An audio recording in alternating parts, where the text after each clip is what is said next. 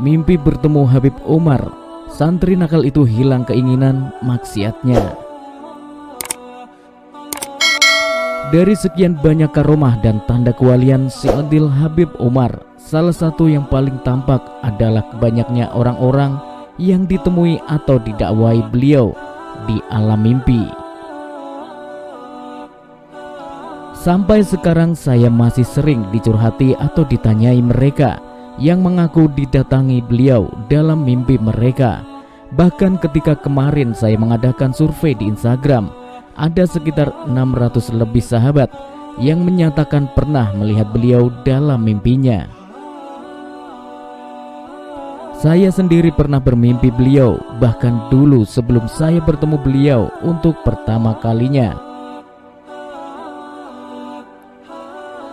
Ketika itu tahun 2012 di Krasan, Probolinggo, setelah membaca salah satu kitab beliau berjudul Maklakatul Qalbi wal A'dha, saya tertidur. Dalam mimpi beliau duduk di hadapan saya.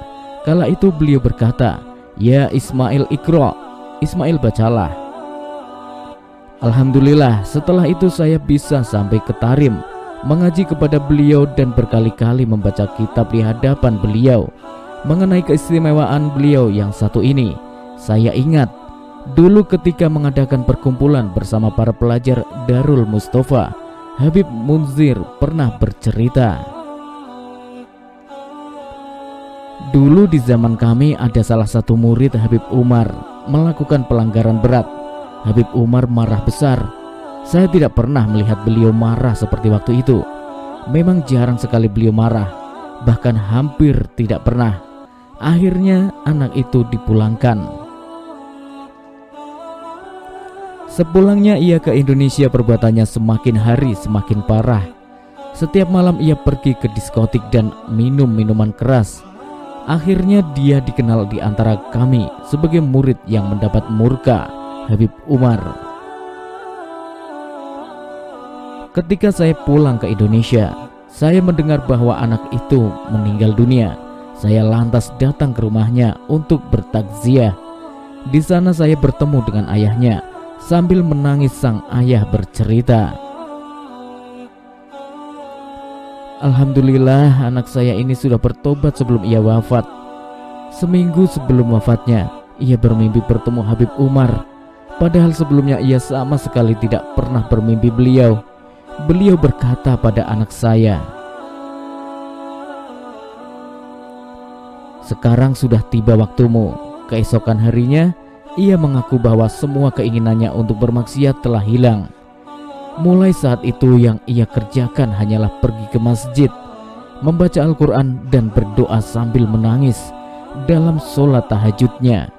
Sampai akhirnya ia wafat seminggu setelahnya. Banyak orang yang mengaku pernah berjumpa Habib Umar dalam mimpinya. Bukan hanya murid beliau dan para muhibin, tapi juga mereka yang tak mengenal siapa itu Habib Umar, atau bahkan tak mengenal Islam sama sekali.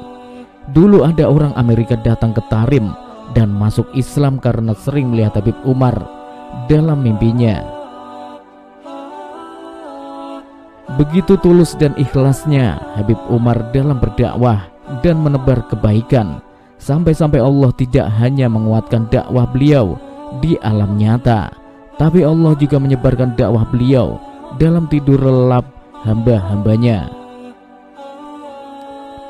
Dengan niat tulus dan tekad agung untuk menebarkan ilmu dan kebaikan yang para aulia miliki, mereka tidak hanya bisa berdakwah dan menyebar cahaya kebaikan dengan jasad mereka di alam sadar saja, tetapi demi tujuan itu, ruh-ruh mereka juga bisa terbang bebas dan berkunjung kemana-mana.